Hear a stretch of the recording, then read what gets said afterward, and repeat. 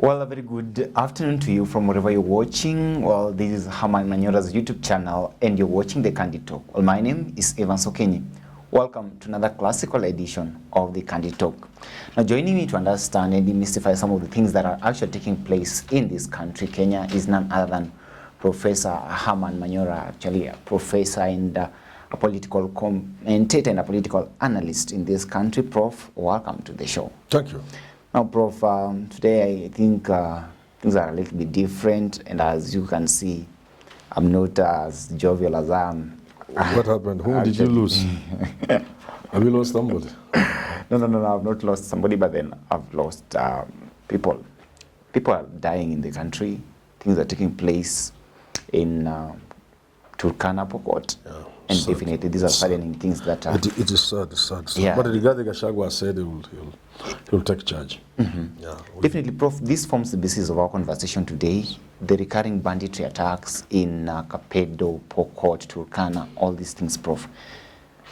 Like, what do you think is the best way in which we can, as a country, can deal with these things? You know, the first thing you do is to appreciate the gravity of the matter. Mm-hmm. You understand it's not a simple matter. Mm-hmm. You understand some of these problems have been there over generations, for many years. Mm-hmm. You understand the terrain itself. You understand modern challenges. Mm-hmm. And therefore, you'd give it a multidisciplinary approach. Mm-hmm. You bring as many brains together as possible. Mm-hmm. And try to find out why it is a problem in the 21st century. Mm-hmm. The worst mistake, and which I think is what the government has done over the years, is to think this thing can be sorted out by throwing policemen and arms. Mm-hmm. It may not be so. It's bigger than the police and guns.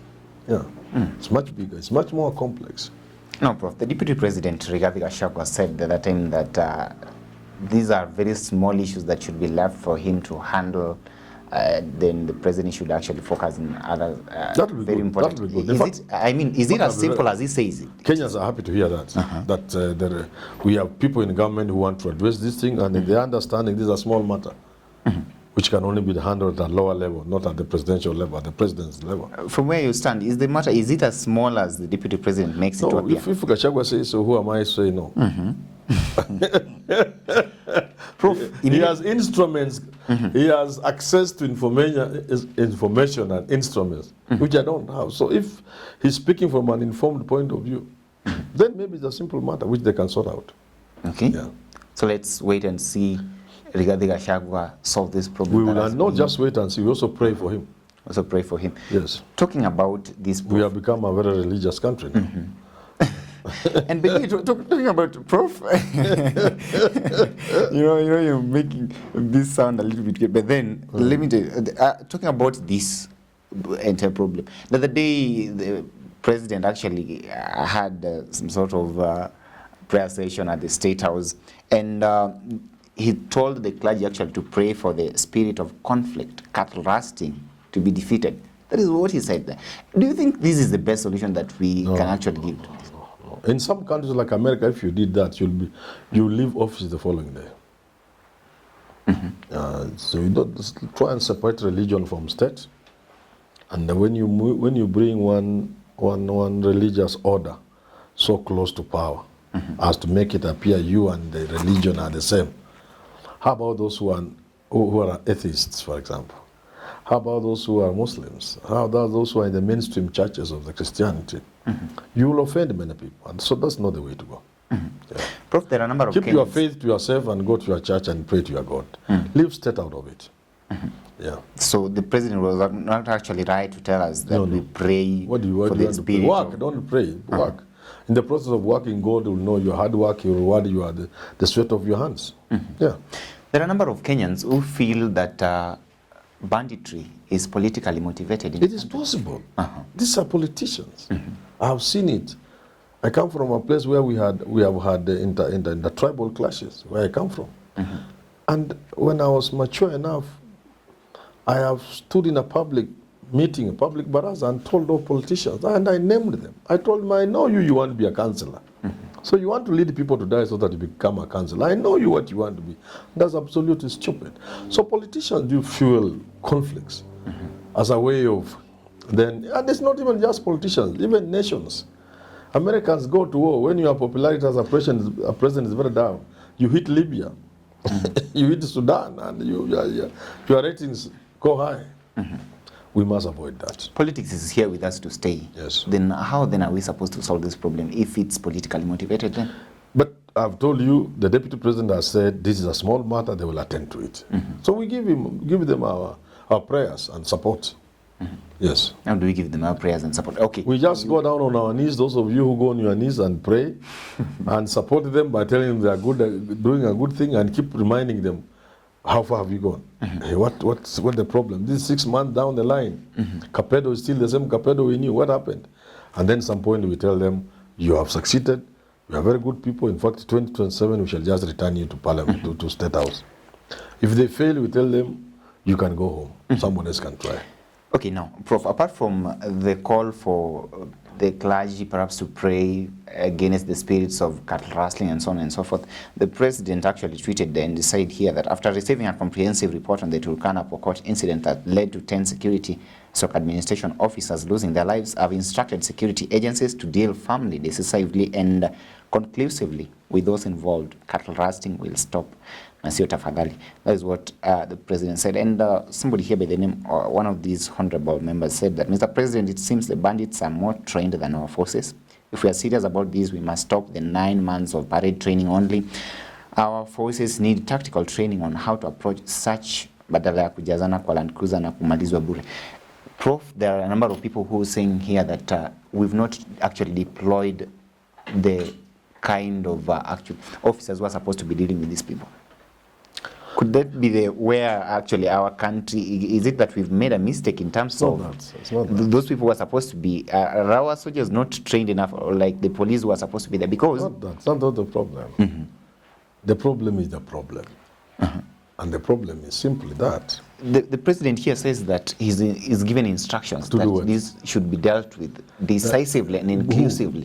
And that is who what will do it? Who will is do it? given the instructions to the, and that is what I'm asking. In fact, if I'm the one, I will not start there. Because there are forces, there are things beyond forces sometimes. There are factors beyond forces. Let me just say, I've heard stories, they could be wrong.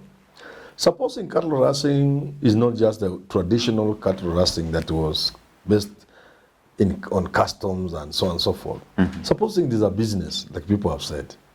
Yeah, I've also heard those stories. You've heard that yourself. Yeah. So what will forces do when you send them there? Supposing that meat is going to KMC, the animals. Supposing people have orders to supply meat in the defense forces and police and everywhere else, prisons. Supposing. What does sending policemen have to do? If let us assume, as we have had, some senior people, including some people in the military and in the security sector, are involved. So what will policemen do if you send them there? Supposing, the word is supposing. That's why I started by saying you need to put your brains together. People from various sectors. We're looking at the police, we are looking at the military, we are looking at sociologists, anthropologists, we are looking at geologists, we are looking at geographers, we are looking at climate experts. We are looking, because part of the problem is the terrain. Our soldiers have died in those areas. Sakuda, is it called Sakuda Valley? Some valley there. Sakuda or Sakuta Valley? What is this? I've forgotten the name. Because the Pokot went into the valley with animals. People followed them, I think they were police or military, to get them down there. They died because of lack of oxygen. The Pokot know themselves. It's like the military are here, they were chasing the police, and the police went in the river. The Pokot had nowhere to escape. They went right in the river, fast-flowing river. The police left knowing the Pokot had died. But they didn't know that Pokot are powerful swimmers. So I'm saying, suppose, there are so many suppose. What if? Those suppose and everything else will be addressed on when people sit down to address this as a serious problem. a serious challenge facing this country, bringing loss of life, bringing embarrassment that in the 21st century people can be doing what used to be done in the 16th century, which is butchering each other in a most crude manner. How can people be doing that in the 21st century? So it's not a question of the president saying, nimeamurisha askari. Hata wanaweza kufia huko. How many askaris have died there? In fact, recently, the ones who were killed, not even a single bandit was killed in that kind of stuff. Said the police get yeah, killed. it's all the 11 police officers who were killed in that kind of So stuff. that's what I'm saying. This is an issue that requires not kifua, but brains first. Once we know, we assess the problem, then even those issues, whether our security forces have the right training, will come on board.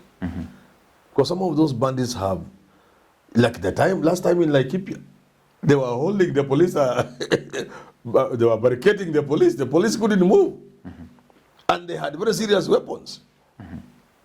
You see what I'm saying? They had very serious weapons. Wakitupa moja polisi wanatoroka. Those things will be handled. You will listen from the police themselves, not from even their bosses. There are people who talk to the police who work there. Waambie shida ni nini? Waambie wakubwa wetu wajui shida tuko nazo. They come in helicopters and go back. But these are the challenges we face.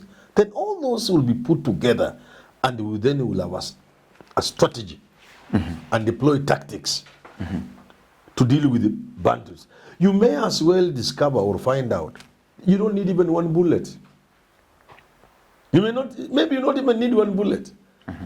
Maybe you can bring the warring communities together and see what is it they are struggling over. Is it a question of culture? Is it lack of access to education? Is it water? Is it pasture? Is it a combination of a number of these, and what are the interventions instead of the gun? The gun may not even be necessary. And by the way, modern problems of the world rarely have military solutions. Yeah. No, Prof, this is a function that actually falls under the Ministry of Interior and Internal Security, actually. Now, can we say, therefore, that perhaps we should let the military take over some of these areas? Because my question is this: what's the point taking soldiers to fight in Somalia while we have a more grave problem here? In fact, I read somewhere in Twitter, one of the soldiers saying that from his experience, it's better for a soldier or any other person to go fight in Somalia rather than go face the Pokot and the Turkana bandits in those areas. Should we then see a situation whereby the government could perhaps give the military total mandate to take control of these areas? That's a complex issue. It's part of what will be decided on that in the sit down, when people sit down. You know, you cannot just send the military like that. Sending the military is something must be well thought of. The military will also not agree with you, you just send them somewhere. You must have assessed the problem. The military will be part of the team. I'm saying people sit down and look at the problem. If we feel we need to scale to the level of the military, then we shall do so. But it may not be necessary, like I've said. The Pokot are also not people you can go playing around with. These are bad boys. Yeah, they can even harass the military. These are very bad boys. But maybe they don't even need guns. Maybe there are things they need they don't get. Maybe it's just pasture. Maybe it's water. Yeah, maybe it's culture which can be dealt with as an intervention through education. Maybe we can go into full blast school development, building of schools in those areas. Full blast. And people send their children to school. And maybe with education, and then we give them job opportunities also. You know, Moi had begun hiring the Pokot into the GSU and the rest. Maybe we stopped. Maybe they are no longer getting opportunities for employment. Maybe we need to examine the idleness among the Pokot. You know, these are people who are warlike, if you wish. They are still very traditional in their approach to these kind of things. And now they are idle. Maybe getting a few of them and giving them employment, gainful employment, could also help. Yeah.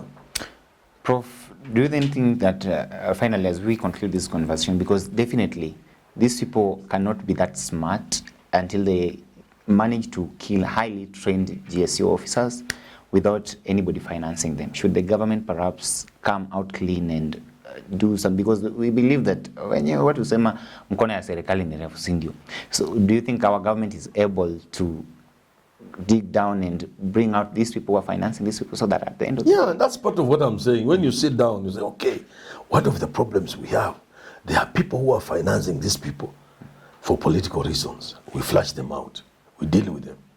There are people who are financing these people for commercial purposes, because when they do cattle rustling, they have a market for those animals. You know, that's what I'm saying. We try to think about the problem. You know, in a multi-sectoral, multidisciplinary approach, not just the police. No, even if you had the military, they may not succeed. Yeah. Well, we've seen a number of reactions from some of the leaders. In fact, even Josephat Nanok, who's been a governor in Turkana for 10 years, for the past 10 years, is also in the group of people crying foul and requesting the government to do something. Well, let's wait and see. Yeah, including my friend Kuro Ekot. Yeah, Kuro Ekot lost his sister. Our sympathies to him. Yeah, definitely. And the police officers, the families, our sympathies to all those. We must end this thing. It is, first of all, it's not just what is happening to the people and to us. It's also embarrassing. We are the laughing stock of the world. How can people be butchering each other in the 21st century? We have to stop this. Yeah. Well, of course, it's a very good point, Prof, to wrap up this conversation, but let's wait and see how we pray that the government will come in handy and enable us actually find a lasting solution to the problem that is actually facing this country in terms of dealing with the bandits' attacks across the country, because definitely we cannot keep on losing our citizens. It's the role of the government to ensure that each and every Kenyan lives a peaceful life. Well, until we have this conversation next time, I've been your host, Evan Sokenyi. Thank you for watching.